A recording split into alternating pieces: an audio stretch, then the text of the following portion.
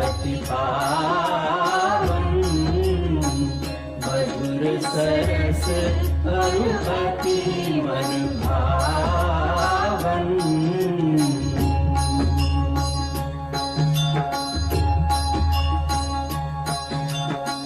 पुनि पुनि कीर्तन हो सुने सुनाए, प्रिय की प्यास बुझत न बुझाए।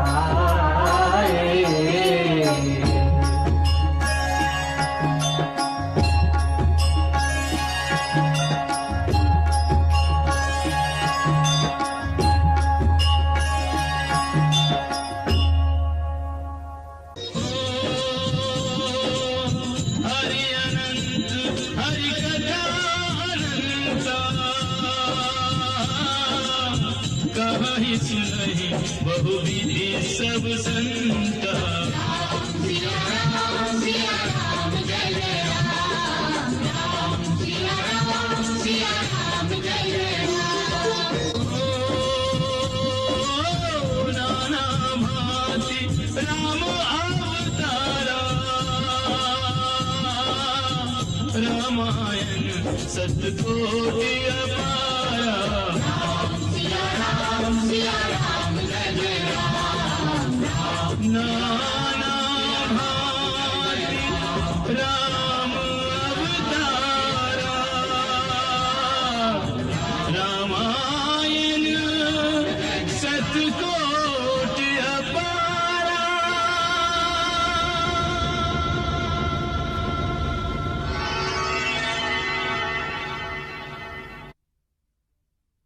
जय श्री राम।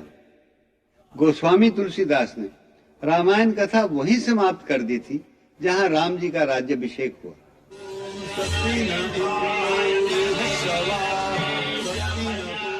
हालांकि भगवान श्री राम के जीवन का एक अति करुणाजनक भाग अभी बाकी था।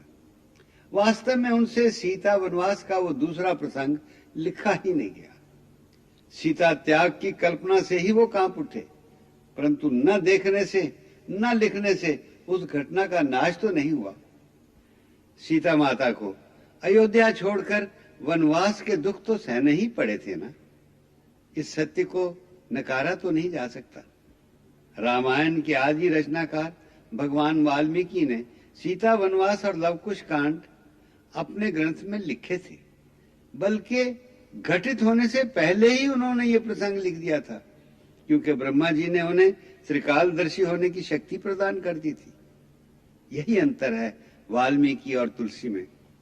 वाल्मीकि अवतारी पुरुष थे, इसलिए भगवान श्री कृष्ण की भांति वो भी उन घटनाओं से नहीं भागे जो सुखद नहीं थी। उन्होंने जो सत्य था वो बिना संकोच निरासक्त भाव से लिख दिया। महर्षि वाल्मीकि ने यह कथा संस्कृत भाषा में लिखी, फिर तमिल में महर्षि कंबन ने और मलयालम भाषा में उड़ी तच्छन ने यह कथा लिखी, और उन्होंने भी अपनी अपनी रामायण में लवकुश कांड भी लिखा। पहले तो हमने भी तुलसी जी की तरह यही तय किया था कि हम भी उतनी ही कथा कहेंगे जितनी तुलसी जी ने कही है।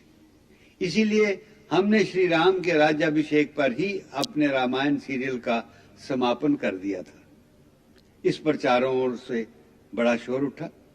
लोगों की मांग थी कि लवकुश कांड भी अवश्य दिखाया जाए। इसी कारण वाल्मीकि समाज की ओर से बहुत प्रोटेस्ट के बाद जब भारतीय पार्लियामेंट में इस बात को लेकर बड़ी चर्चा हुई, तब हमने जनता की मांग के सामने नतमस्तक होकर लवकुश प्रसंग को, जिसे वाल्मीकि जी ने उत्तर कांड की संज्ञा दी थी, उसी उत्तर कांड को हमने उत्तर रामायण का नाम देकर प्रोड्यूस कर दिया। हम इस अध्याय का श्री गणेश उस समय से करते हैं जिस समय श्री राम का राज्याभिषेक हो रहा था।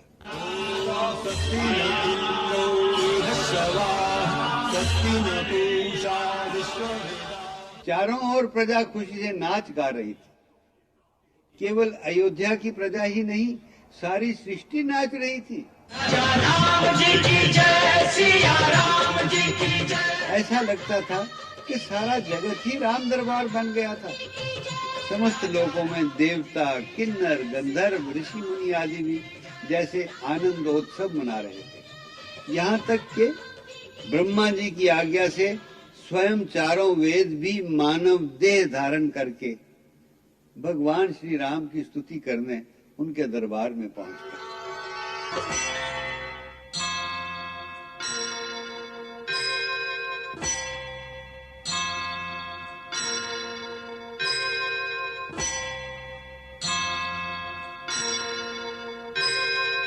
धर्मं चर सत्यं वद मानव रूप वेद धरि आए, तो कर जोर राम गुण गाए।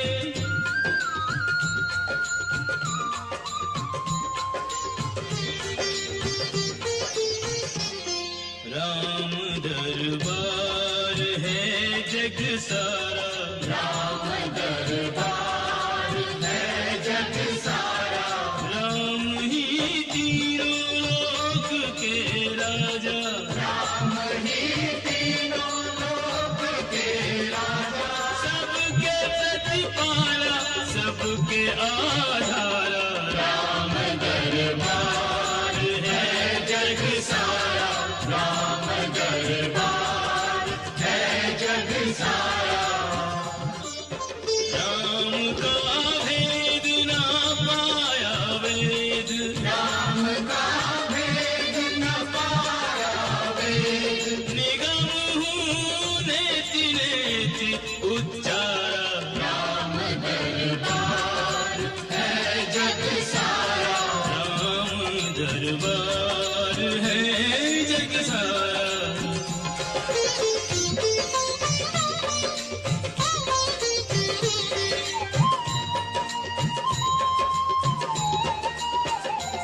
जय राम रमणं समनं भवताप भयाकुल पाहि जनम।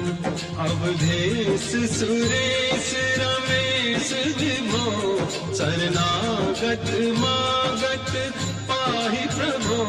गुणशील कृपा परमायतनं प्रणमामि निरन्तर श्रीरमणम्।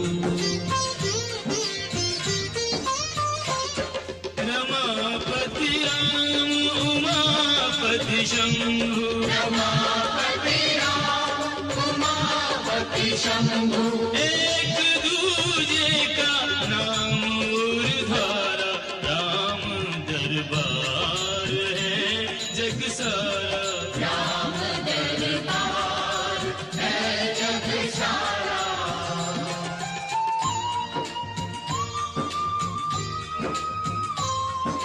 तीन लोक में राम का सजा हुआ दरबार। जो जहाँ सुमिरे वही दरस दे उसे राम उदार। जय जय राम सिया राम, जय जय राम सिया राम, जय जय राम सिया राम, जय जय राम सिया राम, जय जय राम सिया राम, राम सिया राम, जय जय राम सिया राम, सिया राम, जय जय राम सिया राम। राम सिया राम, राम में सर्व राम सब माही, रूप विराट राम समाही। जितने भी ब्रह्मांड रचे हैं, सब विराट प्रभु माही बसे हैं। रूप विराट धरे तो 14 भुवन माही नहीं आते हैं। सिमटे तो हनुमान हृदय में सीता सहित समाते हैं। पतित उदाहरण दीन बंधु पतितों को पार लगाते हैं। वेर वेर शबरी के हाथों वेर प्रेम से खाते हैं। जोग जतन कर जोगी जिनको जन्म जन्म नहीं पाते हैं, भक्ति के बस में होकर वे बालक भी बन जाते हैं। योगी के चिंतन में राम, मानस के मंथन में राम, तन में राम, मन में राम, सृष्टि के कण कण में राम, आती जाती श्वास में राम, अनुभव में आभास में राम, सही तर्क के पास में राम, बसते हैं विश्वास में राम। राम तो है आनंद के सागर, भर लो जिसकी जितनी गागर,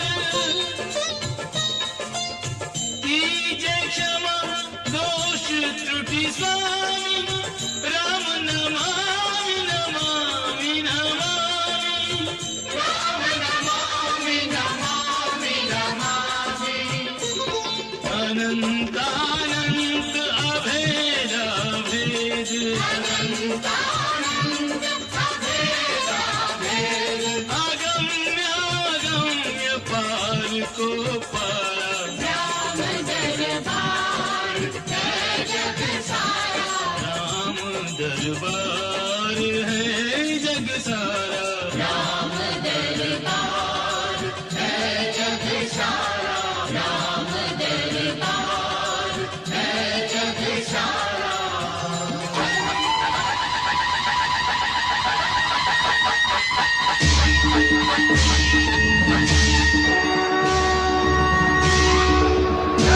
राजा रामचंद्र की राजा रामचंद्र नैन सफल जीवन सफल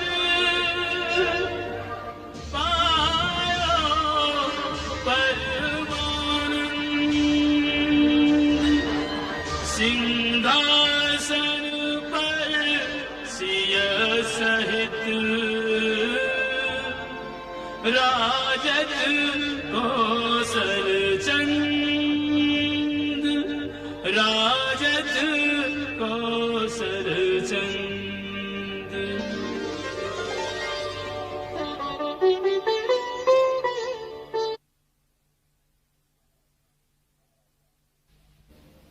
महाराज रामचंद्र, मैं आपका कुलगुरु वशिष्ठ आर्यावर्त के समस्त ऋषिकुल की ओर से आपका अभिनंदन करता हूं। आर्यावर्त की समस्त आध्यात्मिक विभूतियों के ओर से आपके लिए मंगल कामना है। हे रघुकुलमणि, यह आपके जीवन का एक परम महत्वपूर्ण क्षण है, जब आप अपने पूर्वजों द्वारा सुशोभित और सम्मानित राज्य सिंहासन पर आरूढ़ हो रहे हैं। राजा बनना उतना ही कठिन कार्य है जितना सेवक धर्म निभाना, क्योंकि राजा वास्तव में प्रजा का सेवक ही होता है। प्रजा रंजन ही उसकी सबसे बड़ी तपस्या है। अब मैं कौशल देश की प्रजा, आपके मंत्रियों, आपकी सेना और राज्याधिकारियों की ओर से नए राजा के रूप में आपका स्वागत करता हूं और अपनी ओर से आशीर्वाद देता हूं कि आपका पराक्रम ऐसा हो कि आपका राज्य सदा अक्षय बना रहे, आपकी आने वाली पीढ़ियों को भी इसी प्रकार प्रजा का स्नेह और आदर मिलता रहे।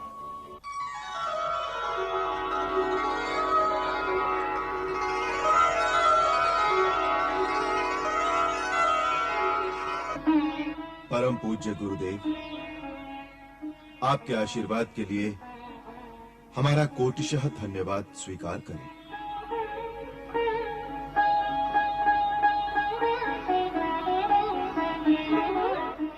हमारे स्वर्गवासी पिता महाराज दशरथ ने हमें राजा के कर्तव्यों को समझाते हुए कहा था, जो राजमुकुट पहनता है वो अपने आप को अपने देश और अपनी प्रजा के हाथों सौंप देता है।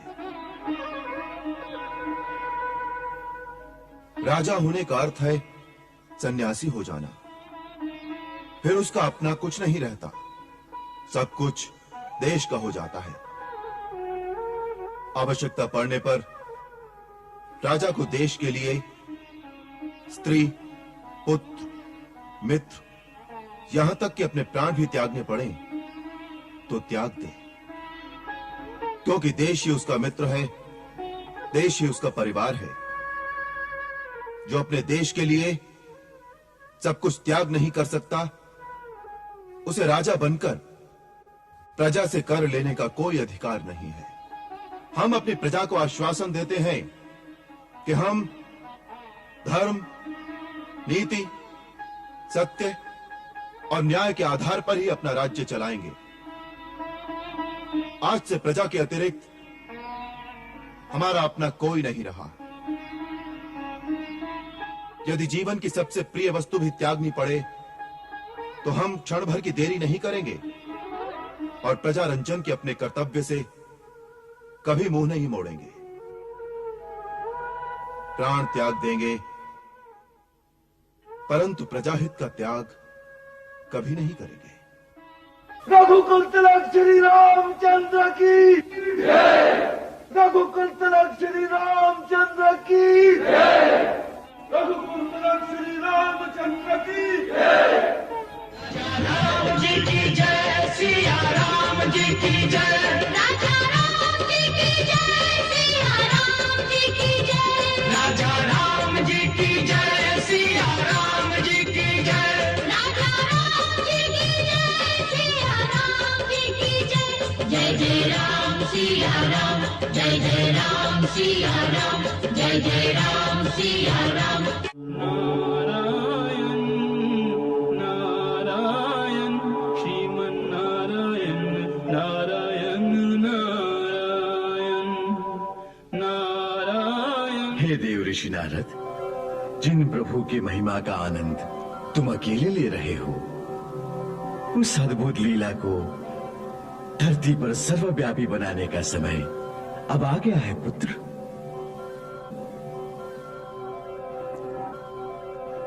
पूज्य पितृदेव, आपका पुत्र नारद आपके श्री चरणों में नमन करता है। कल्याणमस्तु तात। हमारे अंतःकरण में प्रेरणा हुई है कि जिस रामचरित्र की पवित्र गंगा की आनंद लहरों में तुम गोते लगा रहे हो, उस पावन चरित्र को अब कथाबद्ध कर दिया जाए, जिससे मृत्यु लोक में रहने वाले प्राणियों के घर घर में ये मंदाकिनी बह सके। और इसके लिए एक महान अवतारी पुरुष को पहले से ही धरती पर भेजा जा चुका है वत्स। कौन है वो महामनस्वी? जो ज्ञान, योग और भक्ति की सीमा, वही रसमर्मज्ञ और वांगमय के अवतार सरस्वती पुत्र महर्षि वाल्मीकि। भगवान वाल्मीकि? हाँ देव ऋषि, जाओ महर्षि वाल्मीकि की अंतः प्रेरणा को जागृत करो। वो विश्व के प्रथम महाकाव्य की रचना का श्री गणेश करें और श्री राम कथा, जो अब तक श्रुति और स्मृतियों के परिधि में ही सीमित रही है, उसे साहित्य और वांगमय का स्वरूप प्रदान करें। जाओ तात। जो आज्ञा महामहिम।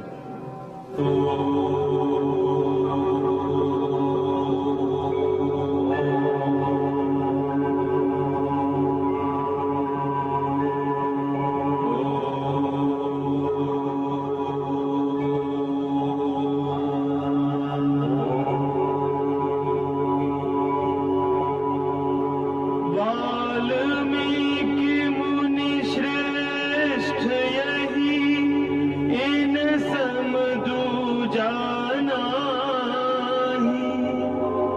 अनहद नाद सदा बजे जिनके अंतर माई। नारायण नारायण श्रीमन्नारायण नारायण नारायण नारायण नारायण श्रीमन्नारायण नारायण नारायण नारायण नारायण।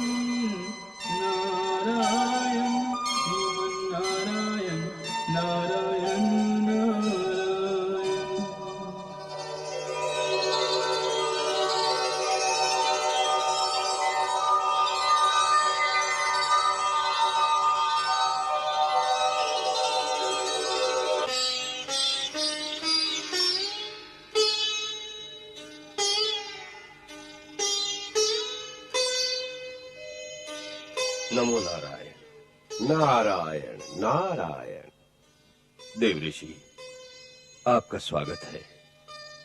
आपके पधारने से वाल्मीकि की कुटिया पावन हो गई। देवता, आसन ग्रहण करें।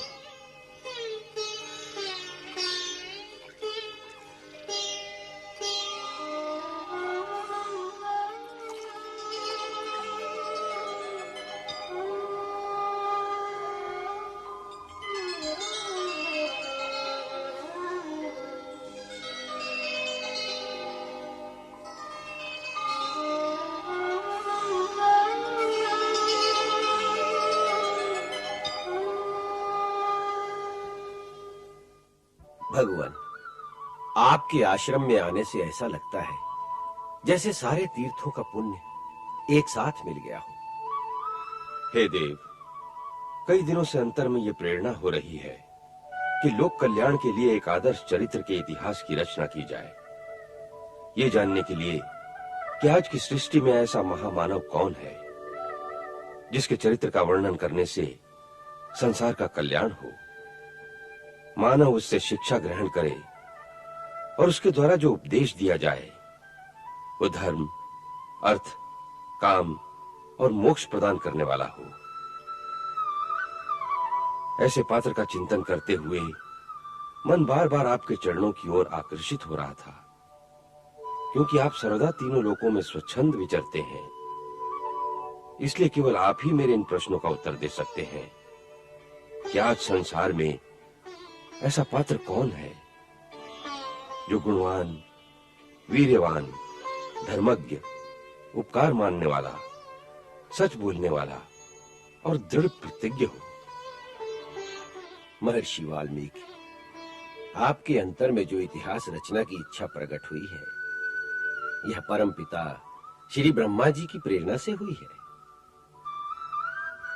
आपने जिस पात्र, जिस चरित्र को अपने इतिहास का नायक बनाने की इच्छा प्रकट की है, वह उचित ही है, क्योंकि शास्त्र ने भी इतिहास की परिभाषा यही की है कि धर्मार्थ काम मोक्षाणम उपदेश समन्वितम पूर्ववृतम कथायुक्तम इतिहासम प्रियक्षते।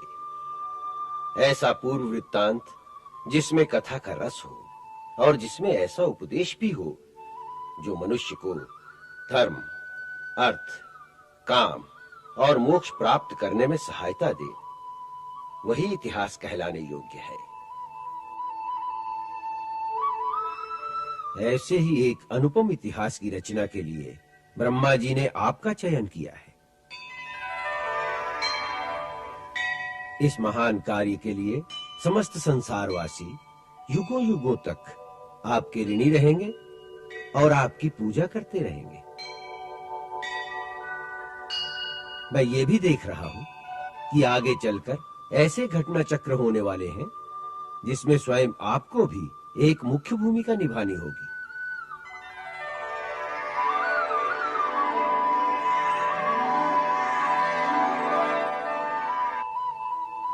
मुझे देव ऋषि?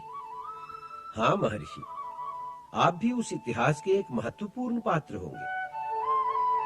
परंतु आपने मुझे ये तो बताया ही नहीं कि उस इतिहास का नायक कौन होगा। अब मैं आपके उसी प्रश्न का उत्तर देता हूं कि जो गुण आपने वर्णन किए हैं, उन समस्त गुणों को धारण करने वाले आज तीनों लोकों में एक ही महापुरुष है। कौन है वो? वो इक्ष्वाकु वंश में उत्पन्न हुए हैं और जगत में राम के नाम से विख्यात है।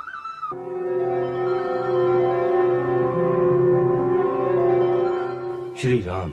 जिस तरह नदियां समुद्र में आकर मिलती हैं, उसी तरह सारे गुण श्री राम में आकर मिलते हैं।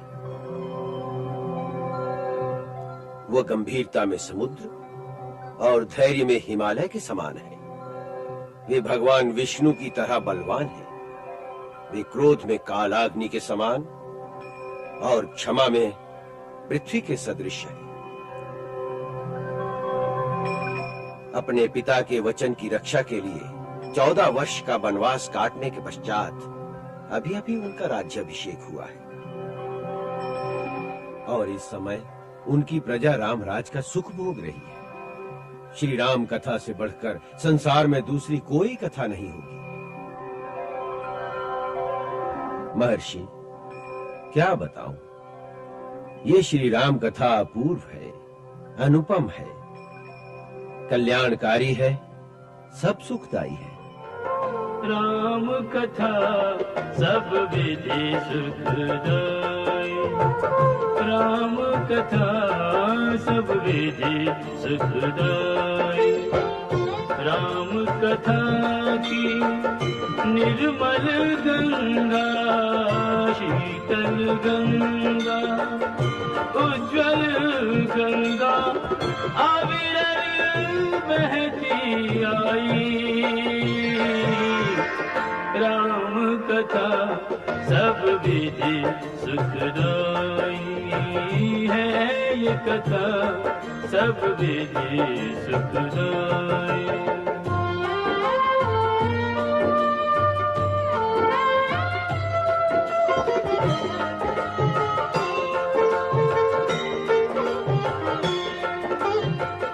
इस गंगा के दोनों तीर, एक सीता दूजे रघुवीर।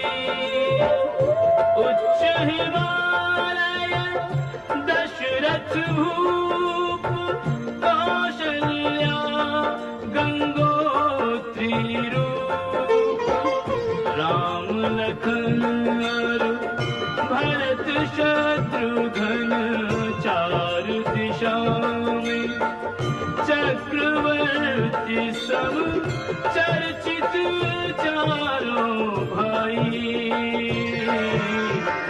राम कथा सब विधि सुखदाई।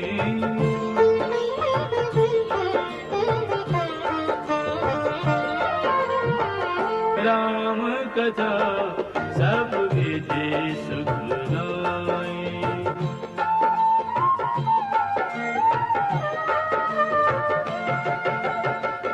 रामायण के बीज बो, कर प्रभु चरित बखान।